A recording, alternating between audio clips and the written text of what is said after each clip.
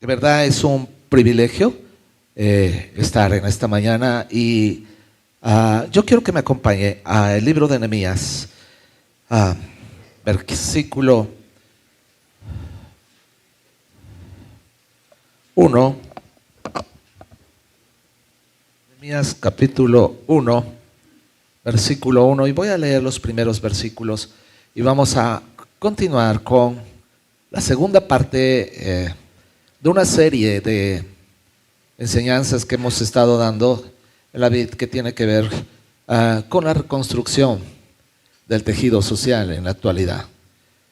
Estamos viviendo tiempos tan difíciles donde la desintegración familiar, la desintegración de las comunidades, el individualismo, el egoísmo, la desesperanza y el desaliento en la humanidad entera cada día va en aumento. En los últimos años, estadísticas realizadas por diferentes organizaciones cristianas muestran que estamos viviendo tiempos donde el mundo entero está viviendo una cultura del individualismo, una sociedad a donde está centrada en nosotros mismos.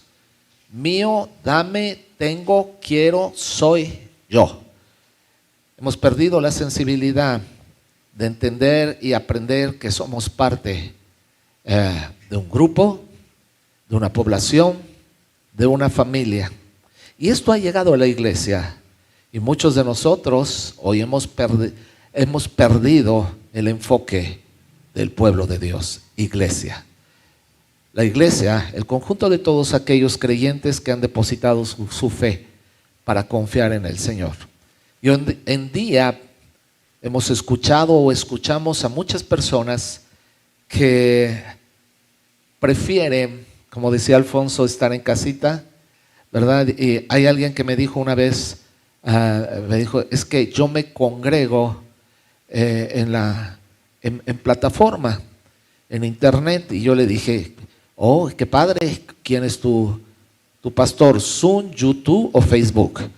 ¿Verdad?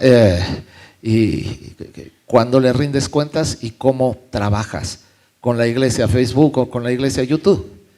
Y esto es tan común cada día más y más. Esto no significa que no podamos nosotros conectarnos y usar los medios de comunicación que están a nuestro alcance para poder crecer.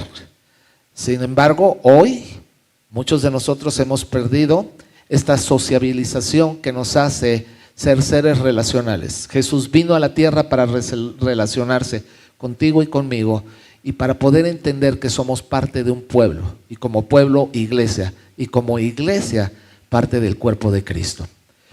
Dice la palabra de Dios, Nehemías capítulo 1 versículo 1, comenzamos hablando acerca de un llamado, el llamado de Dios.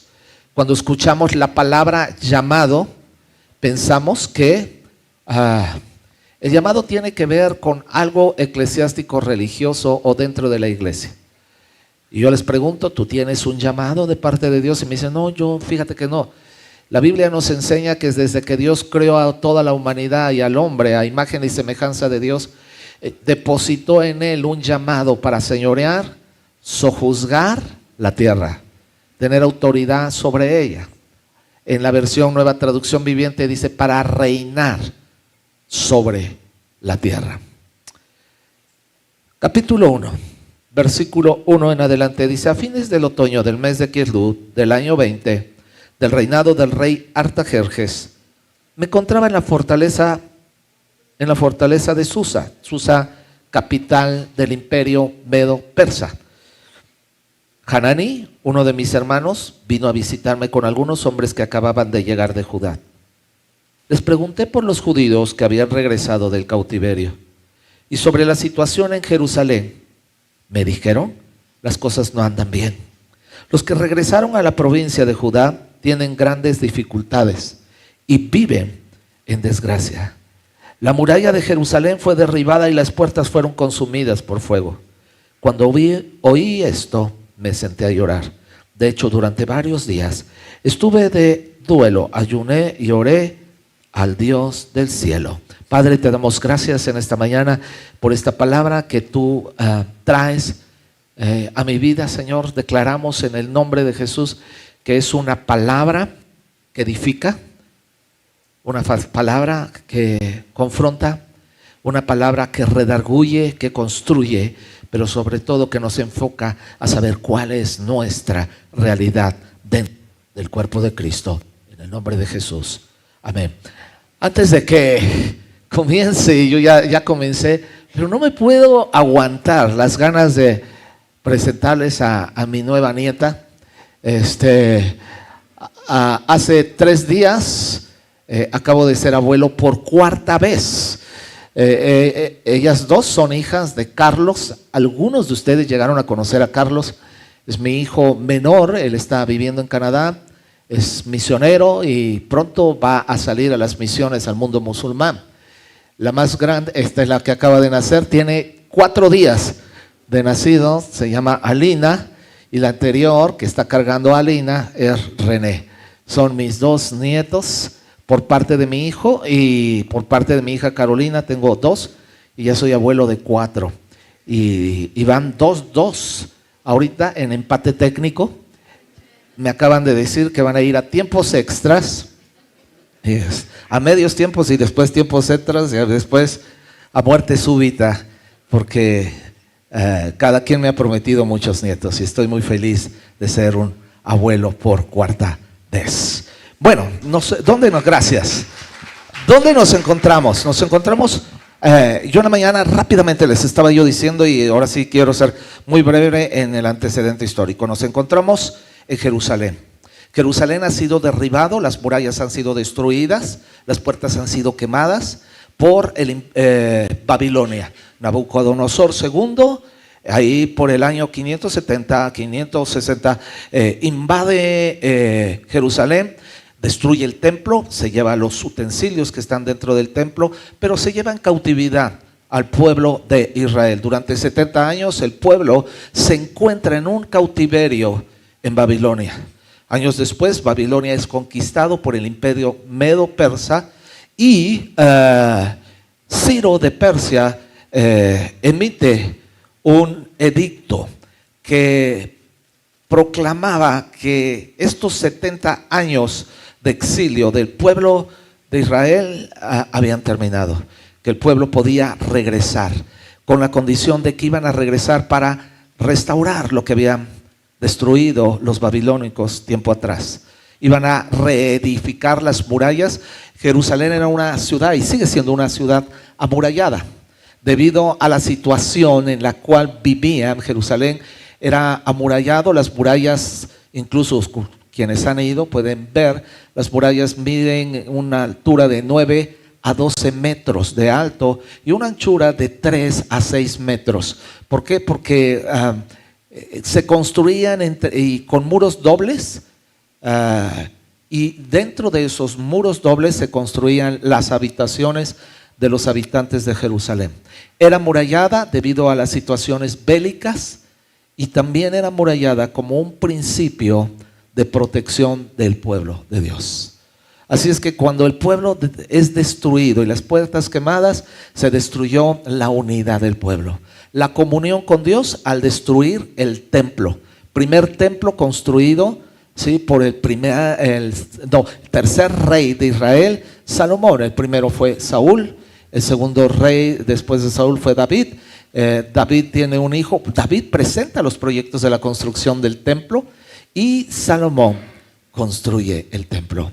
Es derribado el templo. Por lo tanto, la comunión del pueblo con Dios había sido destruida. El pueblo comienza a vivir 70 años en un cautiverio que los lleva a una idolatría, desobediencia y un alejamiento de la misma presencia de Dios. Pero a su regreso, que Dios permite que regresen, empiezan a regresar en diferentes bloques. El primer bloque en el 538 antes de Cristo, a través de Zorobabel. El segundo bloque a través del profeta Esdras en el 458 antes de Cristo, y el tercer bloque en el 444 antes de Cristo regresan a Jerusalén. con el liderazgo de Nehemías. Tres liderazgos: Zorobabel, Esdras y Nehemías.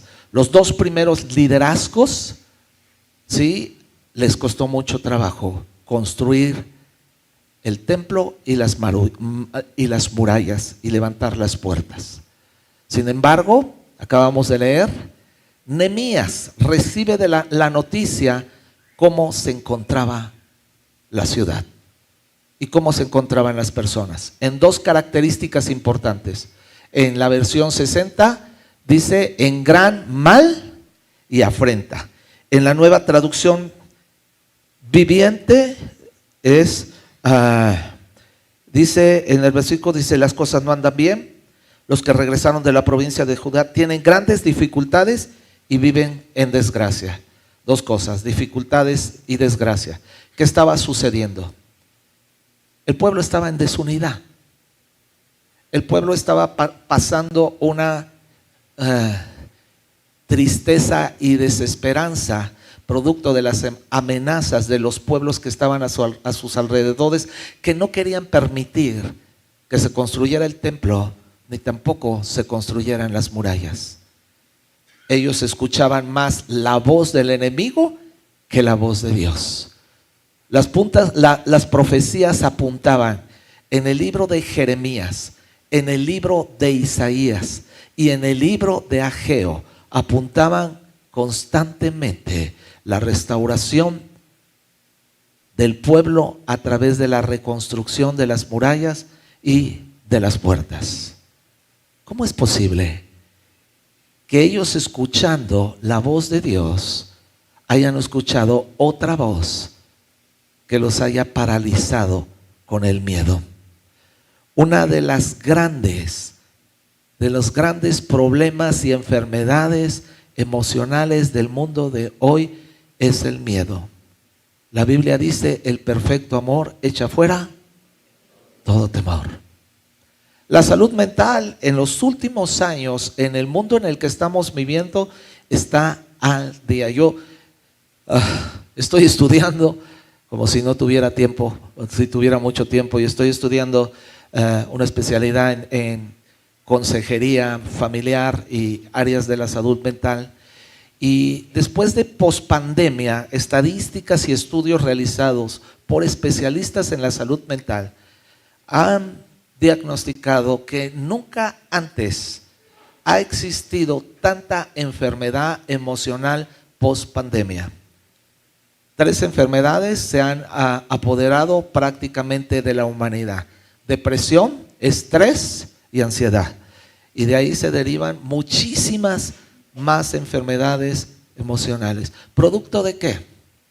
De una sociedad individualista, de una sociedad egocéntrica, de una sociedad que pareciera ser que estamos jugando el juego de la supervivencia, Survivor, sálvese quien pueda. Y esto ha llegado a la iglesia, esto ha llegado al pueblo de Dios. Desde tiempos antiguos, el pueblo de Dios siempre ha batallado con la unidad y con el construir el plan perfecto de Dios, que era establecer su reino a través de su pueblo aquí en la tierra. Una mala noticia, llega Nehemías y responde ante esa noticia. Dice la Biblia que él oró, dice primero que se sentó, oró, lloró, ayunó y actuó. Y pide cartas al rey. Nehemías era copero del rey y pide cartas al rey para que le dé permiso de ir a Jerusalén y permitir ayudar a los grupos que ya estaban ahí. Había 2 grupos ya que se habían establecido. Primer grupo que se había establecido con más de 42,000 personas que venían al frente de Zorobabel. Segundo grupo con cerca de 2,000 personas a través de Esdras, el profeta. Y el tercer grupo con solo menos de 200 personas con Nehemías. ¿Cómo responde Nehemías ante una mala noticia. Actuando. Hay un dicho que lo hemos hecho lema en nuestra congregación, dice: orando y con el mazo dando. Les decimos constantemente a la iglesia. Y Nehemías pide cartas. Esas cartas llevaban permisos, a mano de obra, recursos naturales, ¿sí? Recursos para poder reconstruir. Entre ellos era madera, ¿verdad? Para poder reconstruir todo lo que estaba destruido. Tuvo una carga responsable. Aquí vemos, dice que oyó, oró y con el mazo dando. Ahí me pusieron. El segundo punto que quiero tocar, el primero lo toqué en la mañana. El segundo punto es de la carga responsable que tenemos como pueblo de Dios. La iglesia en los últimos años ha perdido una influencia dentro de la sociedad y ha estado prácticamente perdiendo el enfoque del propósito de Dios aquí en la tierra. La iglesia tiene varios principios o varias características de formación. Una de ellas es el canal que Dios usa para poder, a través de iglesia, pueblo, comunidad, cuerpo de Cristo, ¿sí?, poder conectarnos con Dios. Y de esta manera poder llevar a otros a conocer a Dios. Y la tercera, forjar el carácter de Cristo en la vida de cada uno de nosotros. ¿Qué es el carácter? Es la formación y la madurez. Un paréntesis que se abre entre llamado y el destino. Madurez es crecimiento. Y el crecimiento en la iglesia muchas veces duele. Repita conmigo: crecer duele. Ay, ¿cuántos quieren crecer? Duele. El crecimiento duele. Sí, ahora, todo crecimiento siempre va a provocar cambios. ¿A cuántos les gustan los cambios? A mí no. A mí me cuestan mucho trabajo. Yo soy muy apegado a, ya cuando mis hijos me decían: ¿a dónde vamos a comer este domingo? Y yo les decía a mis hijos: pues a donde siempre. Otra vez al mismo. Papá, hay más opciones. O sea, soy muy apegado a lo mismo. Y me acostumbro. ¿Cuántos son de los míos? Se acostumbran a la misma pijama y cada año tu familia te regala una nueva pijama. Mi esposa me tira la pijama viejita que tengo, ¿verdad? Que ya tiene hoyos por todos lados, que ya está lavada como 1000 veces, ¿verdad? Las babuchas suavecitas que tienen los mismos años, yo creo desde que yo nací, y las sigo usando. O sea, me cuesta mucho trabajo. Y tengo otros, pero hay apegos a ciertas cosas que te cuesta trabajo desprender. Y eso a veces no provoca que crezcas. Por eso he aprendido en la vida que todo crecimiento provoca cambios. Quiero crecer, necesito cambiar. Y me cuesta mucho trabajo. Todo cambio produce pérdidas. No queremos perder. Y hay veces que necesitamos de deshacernos de todas aquellas cosas que son obsoletas, que ya no son de bendición para nuestras vidas, o que simple y sencillamente Dios quiere que tengas algo mejor para tu vida. Toda pérdida produce dolor. Y esto es verdad. Por eso decimos que crecer, ¿qué? Duele. Ahora, Nehemías reacciona, tiene una carga y comienza orando para que Dios le dé una visión. Visión es ver lo que Dios quiere que usted y yo veamos. Empieza a orar, vimos algunos puntos de la oración, ¿verdad? Que comienza con una alabanza a Dios, con un acto de gratitud a Dios. lo vimos en la primera reunión, pero esa carga, ¿verdad? Después de orar, lo conduce a una petición personal, pidiéndole a Dios que Él le conceda buen testimonio, o que Dios le conceda buen éxito, dice en la Nueva Traducción Viviente, delante del rey. Era copero del rey, trabajaba para el rey, se presenta ante el rey y el rey le pregunta: Nehemías, ¿qué tienes? Y Nehemías dice: ahora es cuando. Y le dice: estoy triste, Señor, y yo te quiero pedir algo. Sí, te quiero pedir que me des permiso de ir a Jerusalén y que permitas reconstruir, restaurar la ciudad que está perdida. El rey lo escucha sentado a la mesa junto con su esposa y le hace varias preguntas. La primera pregunta que le hizo es: ¿por qué estás así? La siguiente es: ¿cuánto tiempo te vas a ir? ¿Cuánto tiempo vas a estar fuera? Él ya tenía medido el tiempo.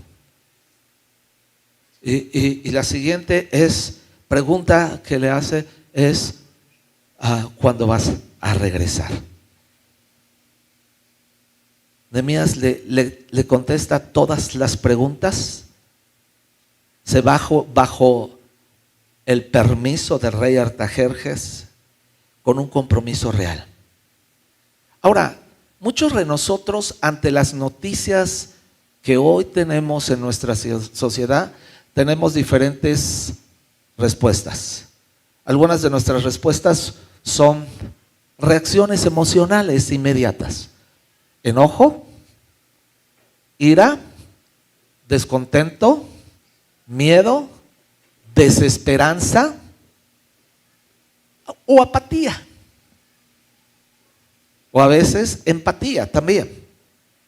¿Cómo respondemos a las necesidades de un mundo que está en decadencia constantemente? Nehemías responde con una responsabilidad personal.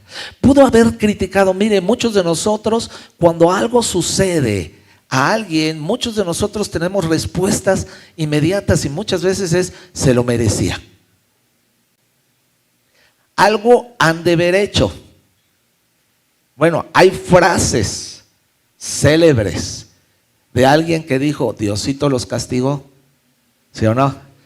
¿Verdad? Diosito los...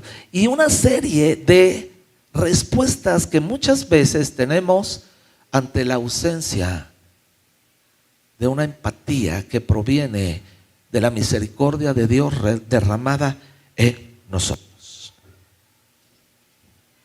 Nehemías se compromete delante del rey con una responsabilidad personal, pero también con una disposición para actuar. Aunque Nehemías había vivido toda su vida en Babilonia, es tan interesante, toda su vida había vivido, él no había vivido en Jerusalén. Él era joven, no pertenecía a las generaciones anteriores. Pudo haber dicho: yo no tengo ninguna necesidad, cada quien cosecha lo que siembra.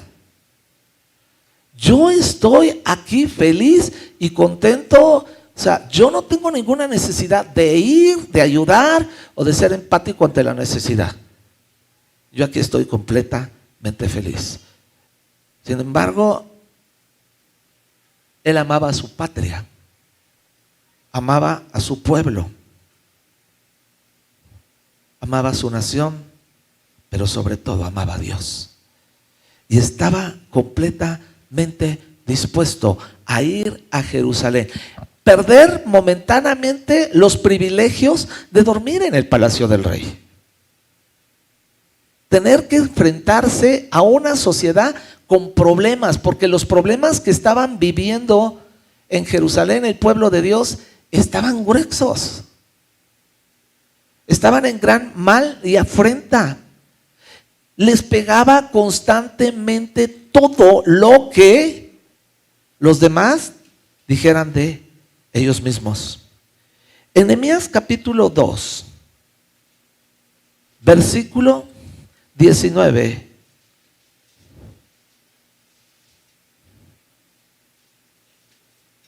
Lo primero que se presenta es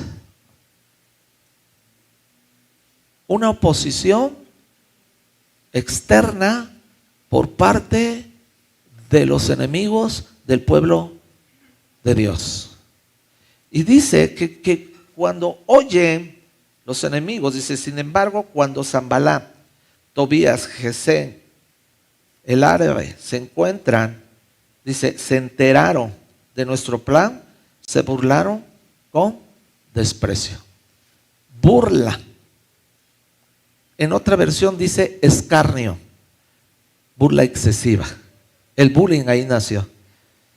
Se burlaron con desprecio. Y hacen una pregunta, ¿qué están haciendo? Preguntaron. Se rebelan contra el rey cuando el rey les había dado cartas. Y Nehemías contesta, el Dios del cielo nos ayudará a tener éxito.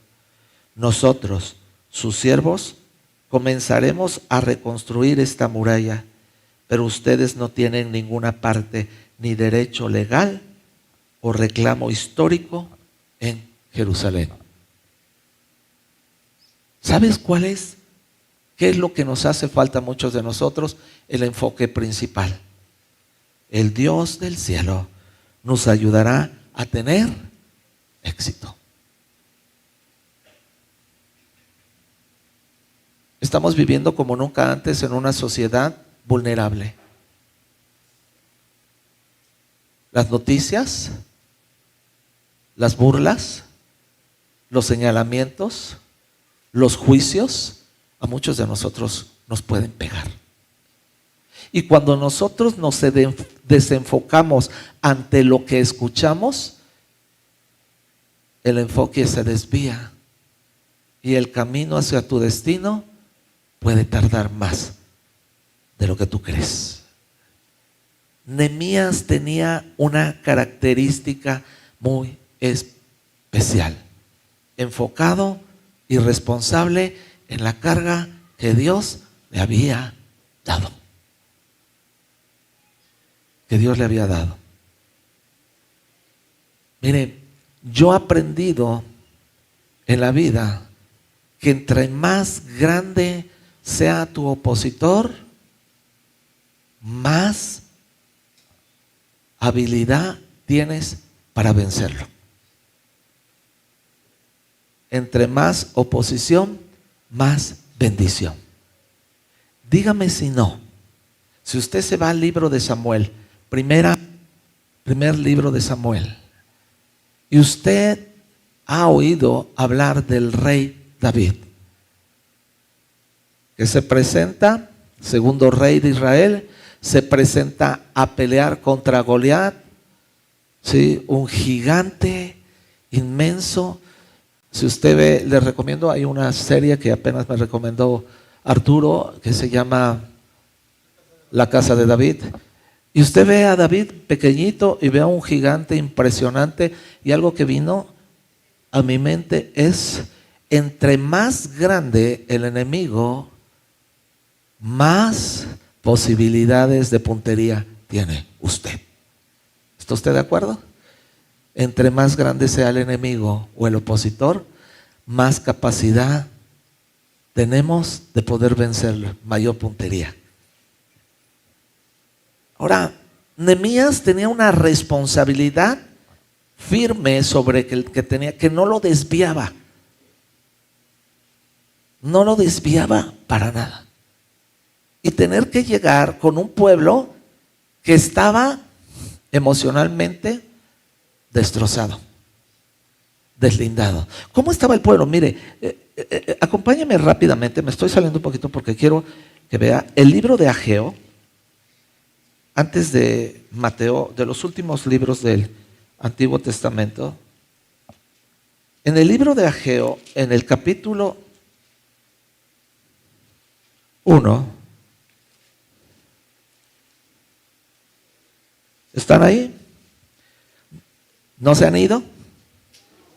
Hay gente que de repente viene, me deja su cuerpo y se va. Y después de 2 horas regresa por él. Espero que no sea así aquí, a veces es así en mi iglesia. En el capítulo 1, mire cómo el pueblo estaba, y esto es consecuencia de lo que estoy hablando.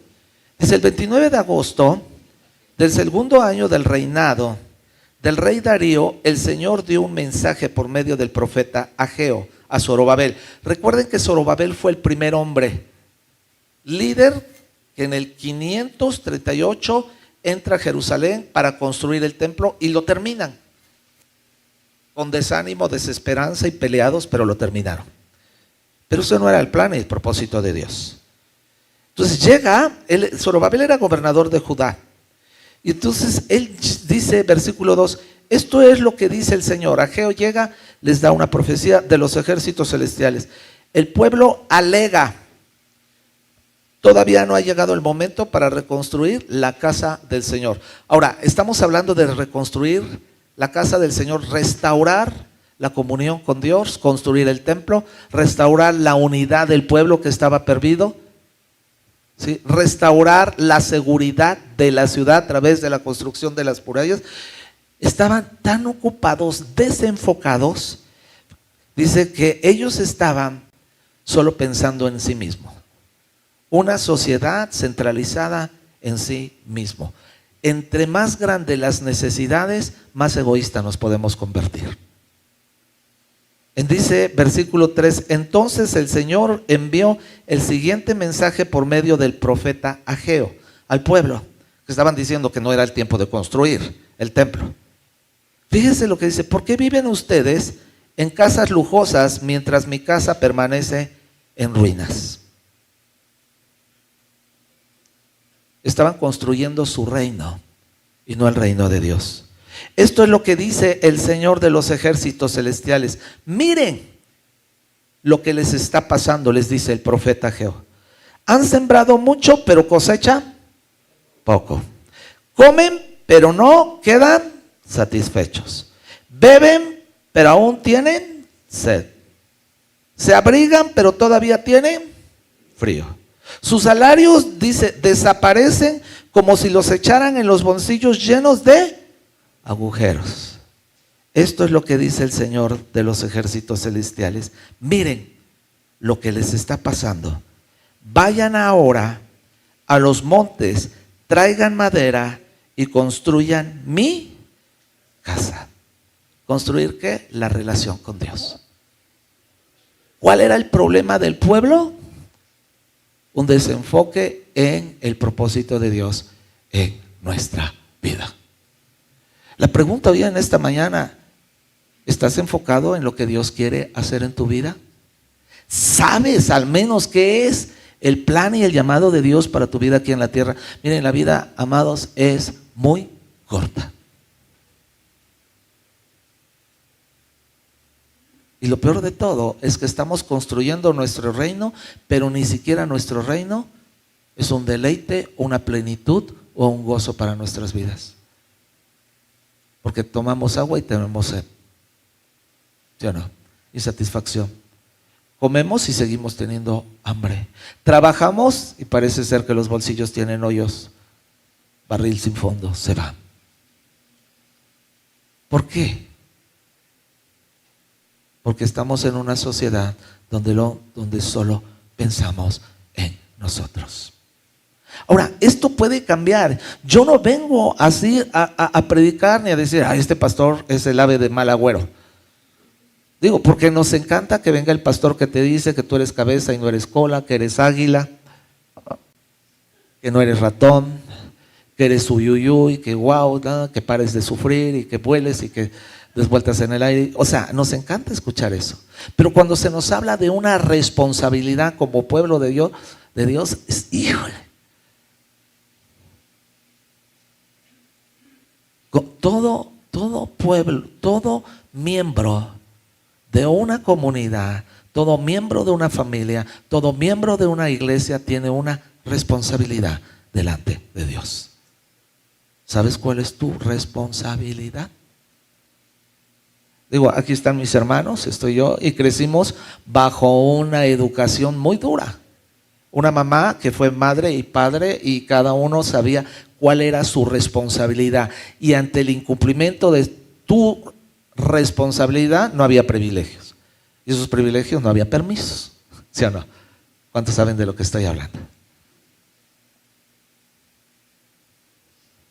La carga que tenía Nehemías era una carga responsable que establecía un compromiso.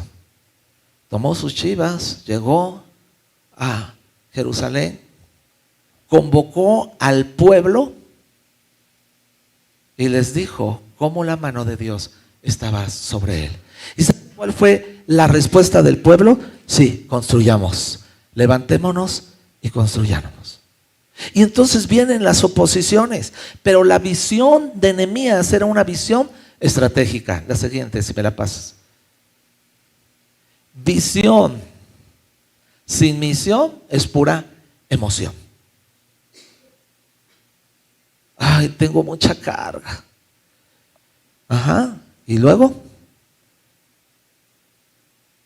O sea, cuando Dios pone una carga, Dios te va a poner la visión. La visión es ver con los ojos espirituales y la misión es hacer con las manos naturales lo que Dios quiere que tú hagas. Y esa visión, en el capítulo 2, regresemos a Nehemías, ¿están ahí? Todavía no han mandado sus cuerpos al súper, al restaurante o a algún lugar, todavía están aquí, gracias. Capítulo 2,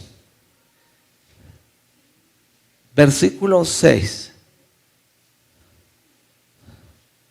Nehemías 2, 5 y 6. Bueno, le dijo el rey, ¿cómo te puedo ayudar a orar al Dios del cielo? Y fíjate qué contesta. ¿Qué contesta Nehemías? Sí, al rey le agrada, y si está contento conmigo, su servidor, envíeme a Judá, dice, para reconstruir la ciudad donde están enterrados mis antepasados. Y el rey, con la reina sentado a su lado, preguntó, ¿cuánto tiempo estás fuera? ¿Cuánto piensas regresar? Preguntas claras. O sea, Nehemías sabía, antes de hacer cualquier movimiento, Nehemías busca primero la guía de Dios, el permiso de su autoridad, y ya tiene un plan claro, producto de una comunión con Dios. Había identificado el problema con muchísima claridad. Las murallas estaban destruidas, las puertas quemadas y el pueblo estaba desanimado. 3 cosas que tenía que llegar a hacer con miles de personas confundidas. No tenía ninguna necesidad, pudo haber dicho, se lo merecen, ahí se ven. Pero pidió permiso. Y esperó el tiempo correcto. Uno de los grandes problemas en nuestra vida es la paciencia. La paciencia. La Biblia dice, pacientemente esperé en el Señor y Él oyó mi clamor. Mira, dice, desde Nehemías 1:1, dice que, en el 1:1 dice, a finales del otoño, en el mes de Kislev, hasta Nehemías 2:1, que es en el mes de Nisan, aproximadamente 4 meses antes de hablar con el rey, Nehemías no actuó impulsivamente, tuvo paciencia, oró, ayunó y buscó al Dios de Israel. Esperó la oportunidad para que la puerta se abriera en una estrategia divina. He aprendido en la vida que he tenido que esperar los tiempos de Dios porque sus tiempos son perfectos. Y cuando el rey le pregunta, Nehemías ya tenía un plan, una logística detallada. Y entonces el rey le da permiso para salir, cartas para los gobernadores que están a su alrededor, recursos materiales para llevar y recursos humanos. Ahora, los dos primeros líderes anteriores llegaron con mucha gente. Uno llegó con 40 y tantos mil, el otro llegó con 2,000. Nehemías llega con cientos, menos de 200 personas. Y cuando él llega, analiza la verdadera realidad del pueblo. Todo estaba destruido. Dice la Biblia que él hace una inspección personal y directa en el lugar. Sale en una noche, él y montado en, no sé si era un asno o un caballo, y dice que recorre de una manera discreta el lugar para saber qué era lo que tenía que hacer. Ahora, no compartió su plan con otros. Aprendió a escuchar la voz de Dios y a guardar en su corazón lo que Dios le estaba dando. Observó los daños, los obstáculos, pero también vio las oportunidades que Dios le estaba dando. Y se enfrenta. Nehemías era un hombre como muchos de nosotros. Zorobabel era descendiente del rey David, pertenecía a una jerarquía alta, la nobleza. Reyes, gobierno, autoridad, linaje. En el Antiguo Testamento el linaje era muy importante. Esdras, linaje, sacerdotes. En el Antiguo Testamento el sacerdocio era hereditario, linaje. Nehemías, no linaje, no nada, solo un corazón dispuesto para reconstruir y restaurar. Hoy en día, muchos de nosotros vivimos una identidad falsa, otorgada. ¿Por qué? Porque queremos construir una identidad con un apellido, con un nombre o con un dinero, con una posición, con un empleo, con una jerarquía o con un título. Queremos construir. Nehemías, si bien tenía una posición privilegiada como copero del rey, no se dice más quién era. Era simple y sencillamente un exiliado más, que amaba a su pueblo. Tenía la característica de amar a su pueblo, pero antes de amar a su pueblo, amaba a Dios. Y eso, el amor perfecto de Dios, quita todo temor. Si me ayudan con el piano, si eres tan amable, hijo. El amor perfecto de Dios quita todo temor.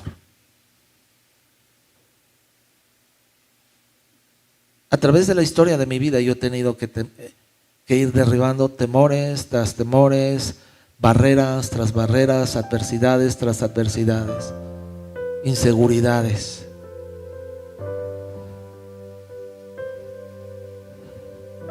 Porque lo que te hace madurar, lo que te hace crecer, no es fácil.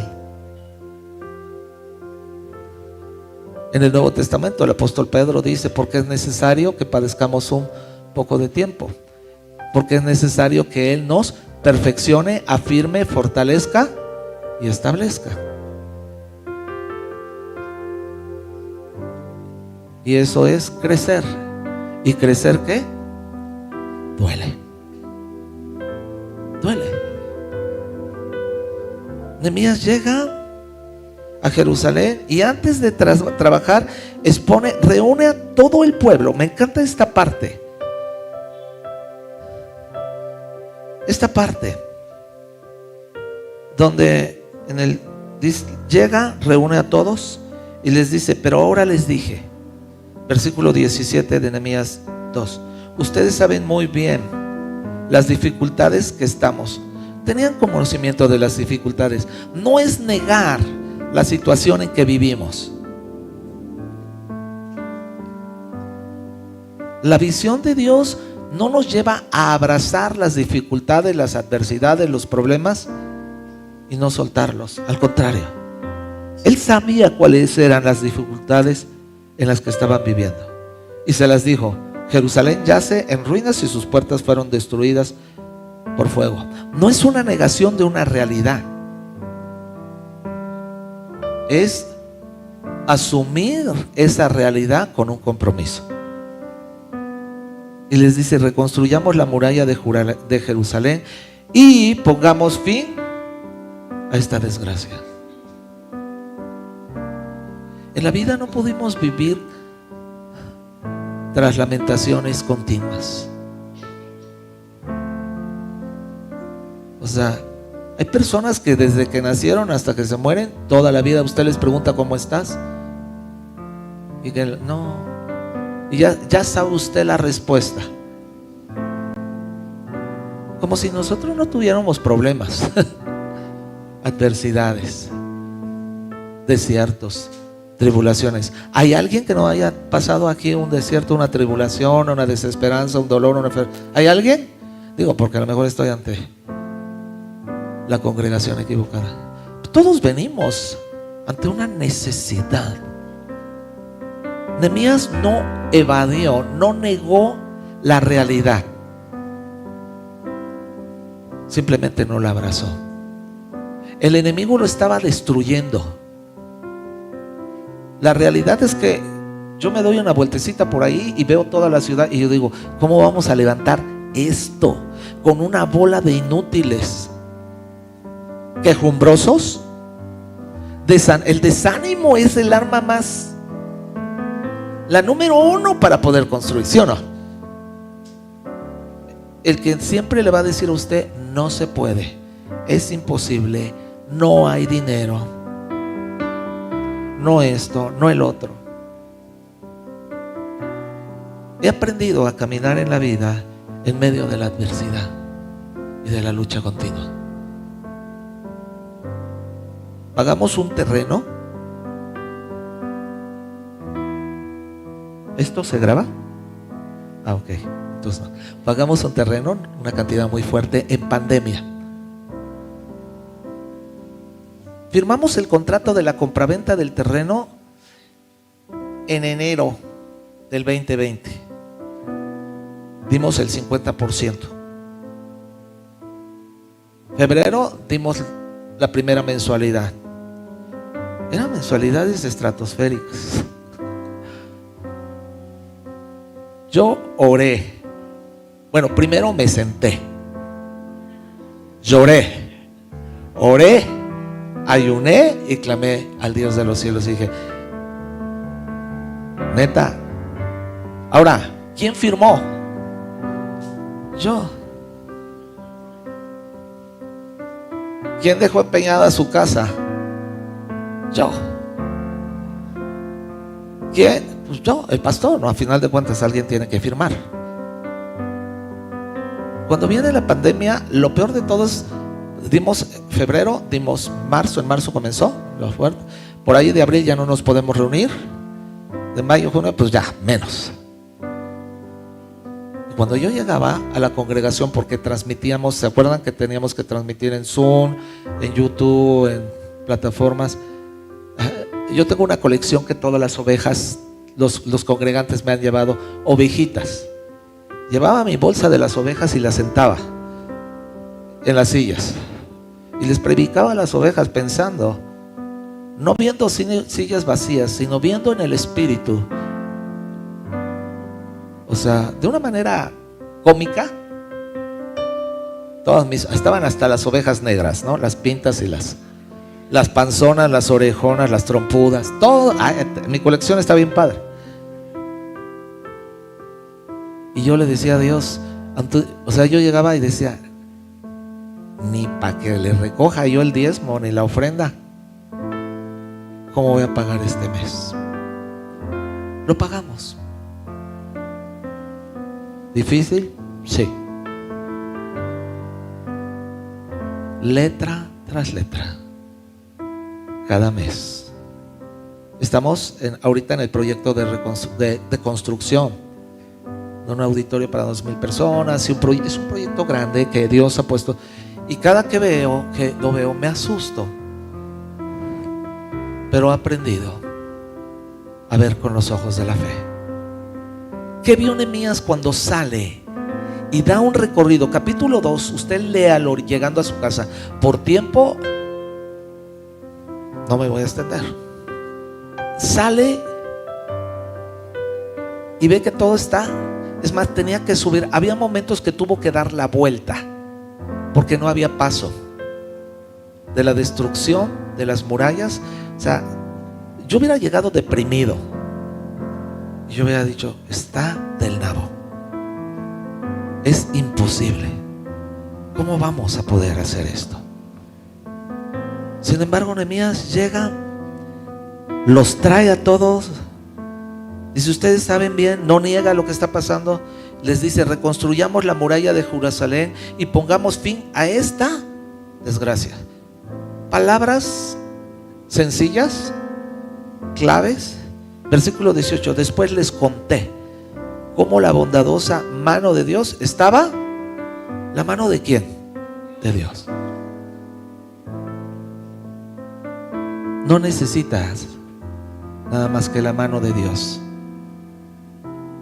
Tienes un llamado como iglesia para restaurar y reconstruir tu familia, para restaurar y reconstruir tu ciudad, para restaurar y reconstruir tu iglesia, para restaurar y reconstruir lo destruido. Nehemías, cuando da la vuelta, vio la necesidad, la destrucción, las puertas quemadas. ¿Y sabes qué es lo que dijo? La mano de Dios está sobre mí. La necesidad. Y lo que hizo fue motivar al pueblo diciendo: levantémonos y edifiquemos. Versículo 18.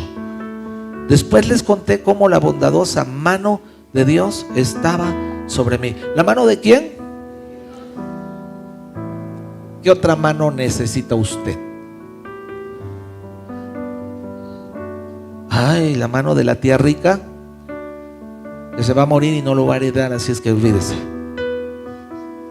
La mano del gobierno, la mano del amigo de influencia. ¿La mano de quién necesita usted? De Dios. La mano de Dios está sobre mí. Y acerca de mi conversación con el rey, Dios le dio gracia con el rey, pero el rey le dio porque si usted lee en el libro de Ageo, en el libro de Zacarías, dice que llevaron todo lo que tenían y construyó ellos, no el rey. Y todos de inmediato le contestaron: sí, reconstruyamos la muralla. Así que comenzaron la buena obra. En otra versión dice: levantemos nuestras manos y construyamos. Manitas. Hay un mundo allá afuera, hay destruido, hay un tejido social desintegrado. Hay familias que necesitan de la mano de Dios sobre ellos para restaurar lo que el enemigo ha venido a destruir. ¿Cuál es mi postura? ¿Sabe una cosa? Lo único que necesitamos es la aprobación de Dios. Después de todo esto viene toda la oposición. Inmediatamente viene, mire, los malos se juntan, se alían, hacen hasta coaliciones. ¿Sí o no? Los árabes, Sanbalat, Gesem, Tobías, se peleaban entre ellos, pero para ir contra Jerusalén se unieron. ¿Algo parecido con la realidad? Es pura coincidencia. Y dice que empezaron a atacarles, a burlarse, a desprestigiarlos, pero ya no tuvieron el efecto que tuvieron anteriormente. Y la respuesta de Nehemías fue, versículo 20: yo contesté: el Dios del cielo nos ayudará a tener éxito. Nosotros, sus siervos, comenzaremos a reconstruir esta muralla. pero ustedes no tienen ninguna parte ni derecho legal o reclamo histórico en Jerusalén. La aprobación de Dios. Nunca dudó de la mano de Dios sobre él, porque tenía comunión con él. Yo quiero agradecer de verdad la oportunidad que me dan de estar aquí. Amo Tehuacán. Siempre en Puebla les digo que es el ombligo del mundo. Y ya hicimos nuestra comunidad tehuacanera. Somos como 30 tehuacaneros allá en nuestra iglesia, o más. Y ya nos estamos preparando para hacer las caderas, el mole de olla. ¿Sabe? Si tú no amas tu pueblo, si tú no amas tu iglesia, si tú no amas tu familia, yo no tengo tiempo a veces. Mire, ayer estuve en un seminario en Jalapa. Vengo llegando de Jalapa para acá, pero yo amo mi pueblo, yo amo mi familia. Aunque ella nunca me escribe, y se lo puedo decir de frente, jamás me escribe, siempre le estoy escribiendo y diciendo: te amo, te quiero. Alfonso sí, me manda siempre los memes más divertidos. Y tenemos una palabra él y yo que nos identifica: manito. Y a veces ya no le digo manito, le mando una manita. ¿Sabe? Nos estamos convirtiendo en una sociedad insensible, individualista, centralista, a donde estamos perdiendo los valores del reino de Dios. Y Dios quiere que los recobremos. Me encanta estar en este lugar y ver a gente que sembraron en mi vida. Y yo solo hoy puedo agradecer con mucho cariño a Pati Bazán, porque fue mi maestra. Pati, perdón, no quiero que piensen que tu edad. Me llevaba un año cuando me daba clases, Pati. Sembraste en mi vida. Te recuerdo siempre. Y sembraste no nada más en mi vida, en la vida de Irán, en la vida de Juan Manuel, en la vida de... Todos servimos al Señor, porque lo que siembras, cosechas. Que Dios bendiga tu vida, Pati. Y gracias a todos aquellos que en algún momento tuvieron disposición de sembrar en otro, porque lo que siembras, cosechas. Que Dios les bendiga.